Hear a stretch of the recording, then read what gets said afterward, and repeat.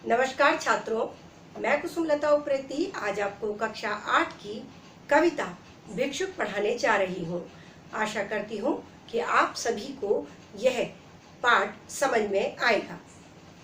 प्रिय छात्रों, सबसे पहले मैं आपसे पूछना चाहूँगी कि क्या हमने भारत में रहते हुए कभी आपने अपने चारों ओर अपने आसपास कभी किसी भिक्षुक को अर्थात किसी भिखारी को देखा है?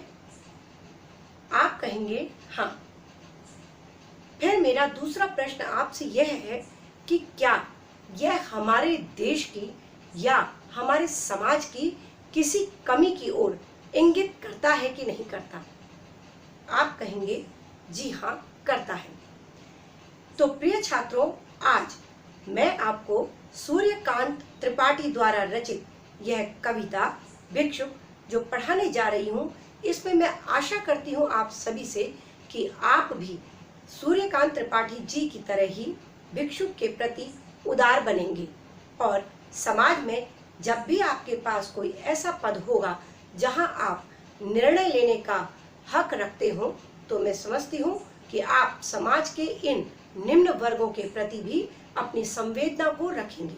तो आए पढ़ते हैं यह पाठ कविता जिसका नाम है भिक्षुक। भिक्षुक सूर्यकांत त्रिपाठी द्वारा रचित एक मार्मिक कविता है। इस कविता में बहुत ही करुणा है। यह जो कविता है यह एक परिमल नाम के काव्य संग्रह में रचित है। इनका पहला जो काव्य संग्रह था वह अनामिका के नाम से प्रकाशित हुआ था और दूसरा परिमल के नाम से। यह कविता जो हमारी पाठ्य पुस्तक में है, यह परिमल जो काव्य संग्रह है उसमें से ली गई है। यह जो कविता है यह समाज पर एक करारा व्यंग करती है कि जो साम्राज्यवाद है और जो पूंजीवाद है उन दोनों पर यह करारा व्यंग करती है कि इन दोनों में असंतुलन बना हुआ है। क्या ऐसा समाज में कोई इस प्रकार की चिंता नहीं रखता है कि जहां पर इस प्रकार के भिखारी या निम्न वर्गों को खत्म किया जा सके? अर्थात हमारे देश में क्यों नहीं वह संतुलन है, वो कोई भी चीज का जो बंटवारा है वह सामान्य क्यों नहीं है? क्यों एक वर्ग अति उच्च हो जाता है और क्यों एक वर्ग अति निम्न हो जाता है? भिक्षुक वर्ग में निर्धन लोगों की करुणा भरी कहानी कही गई है। ऐसा क्यों है कि हमारे देश में एक वर्ग भिक्षुक भी बन जाता है?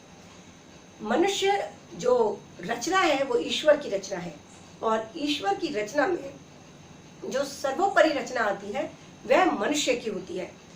यह हमारे लिए बहुत शर्म की बात है कि उस रचनाकार ने जब हमारी रचना की, जब मनुष्य को बनाया, तो उसने कभी नहीं सोचा था कि एक मनुष्य दूसरे मनुष्य को उच्च या निम्न स्तर से देखने लगेगा। इस कविता के माध्यम से कवि सूर्यकांत त्रिपाठी निराला जी, जो कि एक छायावादी कवि हैं, और उन्होंने ये बताया कि किस प्रकार से हमारी आंखों के आगे हमारे जैसा ही सामान्य जीवन बिताने वाला व्यक्ति भिक्षुक होता है और किस प्रकार से वह हम जैसे लोगों से, जो कि उसी के बराबर के हैं, उसी के जैसे मनुष्य हैं, वो उसको कुछ देने की क्या रखते हैं अपने आप में, ये आशा करते हैं हम लोग कि हम उसको कुछ देंगे, जबकि भिक्षुक भी एक मनुष्य है और वह भी समानता का अधिकार रखता है। लेकिन कहीं ना कहीं हमारा समाज इन दो वर्गों में बंट जाने के कारण उसको अपने आप को तो दाता समझता है और उसको भिक्षुक समझने लगता है। दूसरी तरफ जो कवि है वह यह भी कहना चाह रहा है कि जो हम पाठक लोग हैं, जो भी हम इस कविता को पढ़ें, वे जब भी इस कविता को पढ़ें उसी दिन से ये अपने अंदर एक दृढ़ निश्चय ले लें कि हम अपने समाज में भिक्षुक वर्ग को नहीं बढ़ने देंगे, हम भिक्षुक वर्ग को पनपने नहीं देंगे, हम भिक्षुक वर्ग को फैलने नहीं देंगे, क्योंकि यह एक करारी चोट है हमारे खुद के ऊपर, हमारे स्वयं के ऊपर, कि हमने अपने जैसे दिखने वाले एक मनुष्य को भिखारी बनाकर छोड़ दिया है। और यह किसी भी समाज के लिए अच्छा नहीं होता कि उस समाज में दो वर्गों में मनुष्य को बांटा जाए। तो आए पढ़ें अब यह कविता।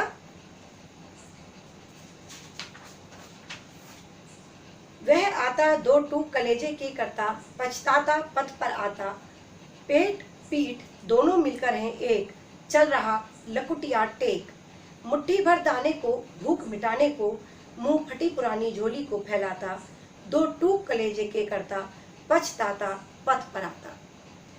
प्रिय छात्रों, जैसे कि एक बहुत ही मार्मिक कविता है, बहुत ही हृदय स्पर्शी, बहुत ही करुण कविता है।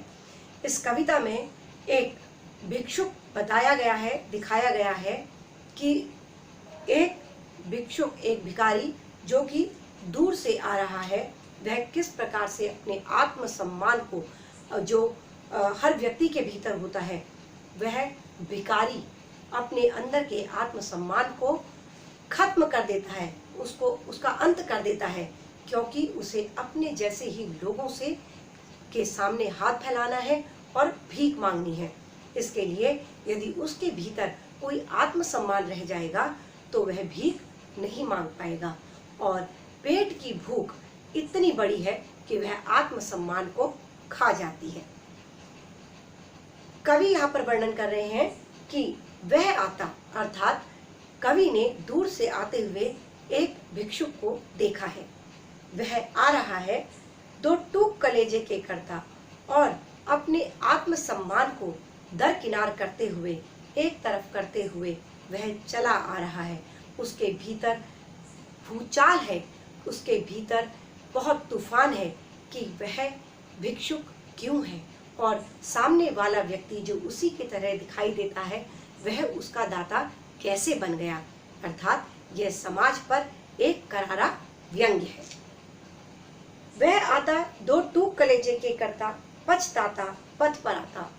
वह अपनी आत्मग्लानि में भरा हुआ है, वह उसके भीतर अंतर्द्वंद चल रहा है, उसके अंदर अपने आप से ही युद्ध चल रहा है कि मैं ऐसा क्यों हूँ, और सामने वाला पक्ष जो दाता पक्ष बना हुआ है, वह दाता क्यों है।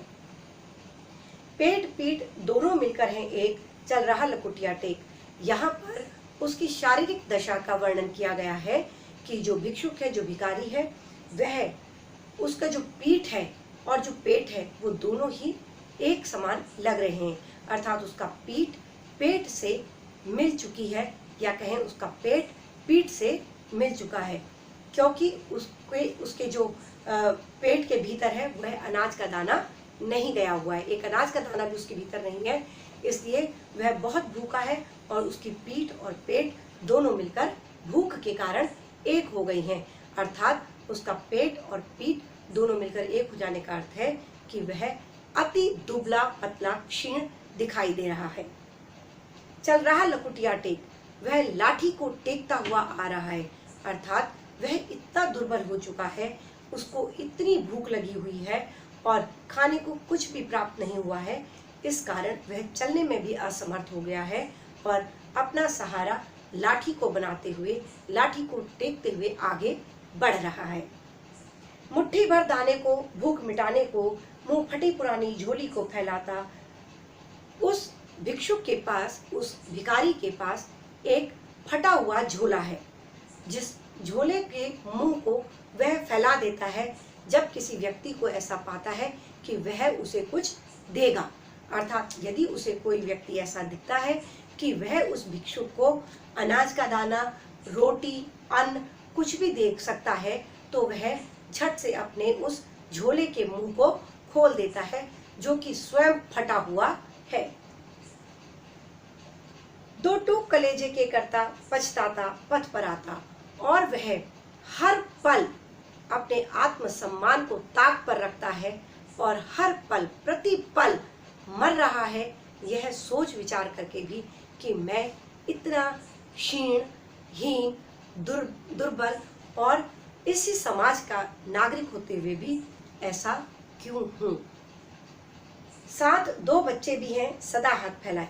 उसके साथ हमेशा उसके दो बच्चे भी चलते हैं, जो कि बाएं से वे मलते हुए पेट को चलते, वो सदा अपना एक हाथ फैलाए हुए रखते हैं और दूसरे हाथ से अपने पेट की ओर इशारा करते हैं। अर्थात वे अपने सामने यदि किसी भी व्यक्ति को आते जाते देखते हैं तो वे अपने एक हाथ को आगे फैलाकर उससे कुछ मांगना चाहते हैं और दूसरे हाथ से अपने पेट की ओर जब वो पेट मलते हैं तो उससे यह भाव बताना चाहते हैं कि हम भूखे हैं, हमें खाने के लिए कुछ भी दे दीजिए। और दाहिने दया दृष्टि पाने की ओर बढ़ाए, भूख से सूख होंठ जब जाते, दाता भाग्य विधाता से क्या पाते। यहाँ पर कवि कह रहे हैं कि जो भिक्षुक है उसके साथ हमेशा उसके दो बच्चे रहते हैं, जो कि अपना बायां हाथ यानी कि उल्टा हाथ जो होता है, लेफ्ट हैंड जो होता है, उसको तो हमेशा पेट की ओर मलते हुए दिखाते हैं और दाहिना हाथ जो उनका राइट हैंड है, जो उनका सीधा हाथ है, उसको हमेशा जो सामने उनके जा रहा है उसकी ओर को फैलाते हैं और हमेशा ये दया दृष्टि रखते हैं कि सामने वाला उनको दया के भाव से देखे और कुछ ना कुछ अन्न पानी उनको खाने के लिए दे दे। उनका भूख से इतना बुरा हाल है कि उनके होंठ भी सूख चुके हैं। दाता भाग्य विधाता से क्या पाते। अब वे जिसके आगे भी हाथ फैला रहे हैं उसके आगे वो अपने आगे उस व्यक्ति को दाता समझते हैं कि यही हमको अब अगर कुछ अन्न पानी देगा तो हम खाएंगे। दूसरी ओर वे ईश्वर को, विधाता को भी पुकार रहे हैं कि हे विधाता, तूने हमारे जीवन में ये क्या लिखा है। वे दाता यानी जो अन्न उनको सामने से उनको जो लग रहा है, जो व्यक्ति उनको कुछ दे सकता है, उस दाता को भी वही कह रहे हैं और उस विधाता जिसने सबको जीवन दिया है उस विधाता को भी कह रहे हैं कि हे विधाता, तुमने हमारे भाग्य में ये क्या लिख दिया। घूंट आंसुओं के पीकर रह जाते, उन्हें अब किसी से कोई आशा नहीं है, कोई उम्मीद नहीं है। वे तो सिर्फ मांगते हैं, जो दे देगा तो भी अच्छा है, जो नहीं देता और उनको धुतकारता है वो उन्हें सुनना ही पड़ता है। तो वे ईश्वर से भी नाराज हैं और जो उनको लगता है कि ये हमें अन्न देने वाला हमारा दाता है, वे उससे भी नाराज हैं। क्यों? क्योंकि वे दोनों को ही कह रहे हैं कि ये हमारे भाग्य में क्या लिख दिया है कि एक व्यक्ति दूसरे व्यक्ति के आगे हाथ फैलाकर भीख मांग रहा है।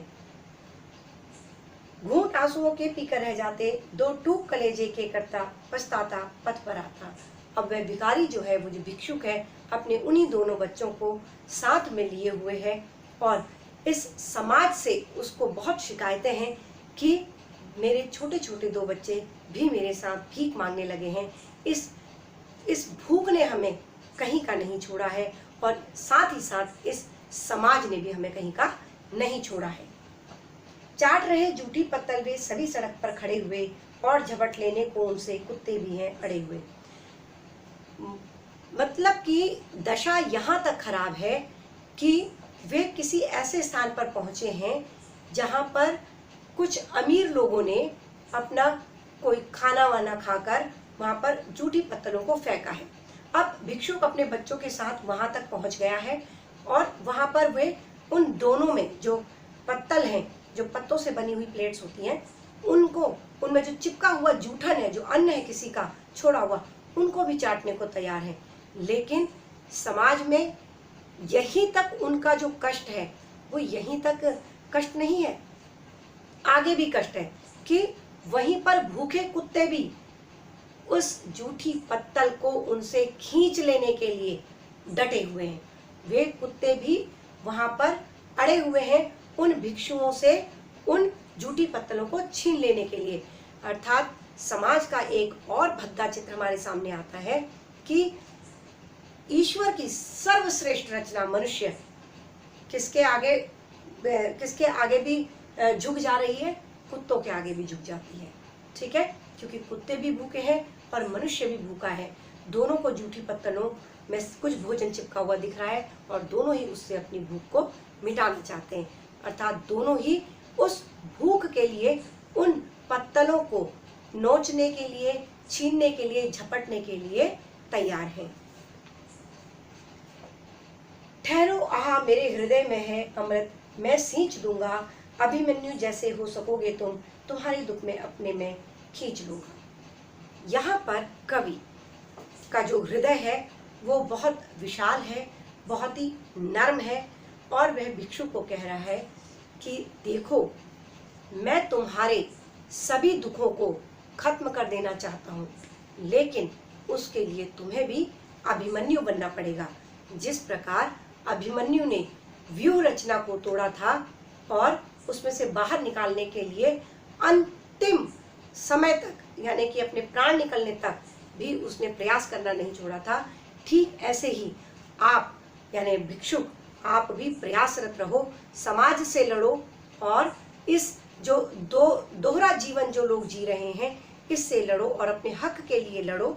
मैं तुम्हारा हमेशा साथ दूंगा। मेरे हृदय में तुम्हारे लिए बहुत सारा, ढेर सारा प्रेम है, संवेदना है, इज्जत है।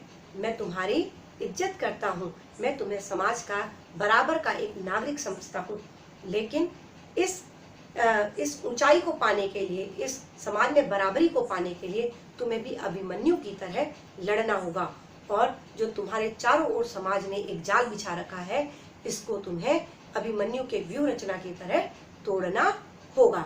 अर्थात तुम्हें भी प्रयासरत रहना होगा और मैं भी तुम्हारे लिए सदैव प्रयासरत रहूंगा।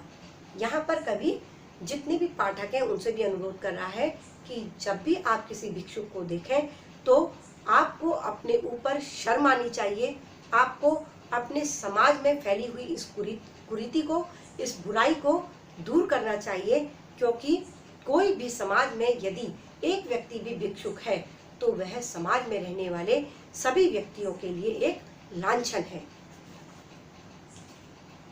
दो टूक कलेजे के करता, पछताता पद पर आता। और आगे कवि फिर कह रहे हैं कि वह जो भिक्षुक मेरे सामने से जा रहा है वह फिर से अपने हृदय को समझा रहा है, फिर से वह समझ गया है कि समाज में उसके लिए सिवाय घृणा के, नफरत के और उसे एक भिक्षुक बनाने के अलावा कुछ भी नहीं है, और वह अपने सारे आत्मसम्मान को एक तरफ रखता है और फिर से भीख मांगने वाली स्थिति में चलने लगता है।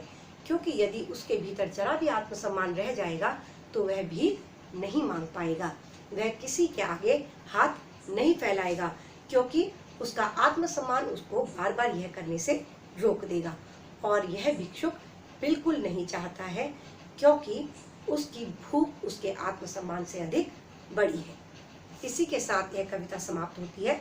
आशा करती हूँ आपको भिक्षुक कविता समझ में आई होगी और सूर्यकांत त्रिपाठी निराला जी द्वारा दिए गए इस संदेश के साथ कि समाज में हमें बुराई को दूर करना है, किसी भी भिक्षुक को नहीं रहने देना है, समस्त भिक्षुकों को हमें गले लगाना है, अर्थात उन्हें भी समाज में समान अवसर देने हैं। इसी के साथ धन्यवाद।